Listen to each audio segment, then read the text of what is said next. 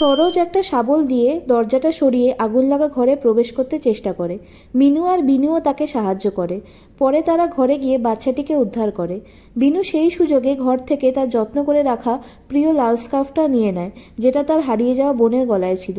খবরের live telecast হচ্ছিল, তাই সরোজের সাহসিকতা রণ ফোনের মাধ্যমে দেখতে পাচ্ছিল। ঘটনাস্থল থেকে ফিরে আসে সরোজিনী। তার সাহসিকতার জন্য একটু একটু লোকপ্রিয় হয়ে উঠছিল সে।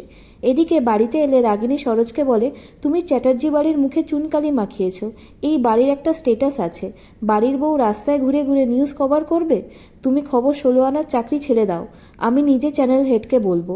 সরোজ রাগিনীকে রিকোয়েস্ট করতে থাকে যে এরকমটা করবেন না প্লিজ, এটাই আমার কাজ। সেই সময় রণও আসে আর সরোজকে সাপোর্ট করে। বলে যে কেন মম, তুমি তো নিজেও চ্যাটার্জি বাড়ির বউ, ঘর সংসার সামনে নিজের প্যাশনকে ফলো করেছো। আজ তুমি একজন খ্যাতনামা গায়িকা আর সঙ্গে সাকসেসফুল বিজনেস ওম্যানও বটে। তাহলে কেন সরোজিনী নিজের প্যাশনকে ফলো করবে না? আমি দেখেছি ও কিভাবে সাহসের সাথে বিপদের মোকাবিলা করে বস্তির লোকজনদের পাশে দাঁড়িয়েছিল। সরোজকে এই কাজ করতে দাও।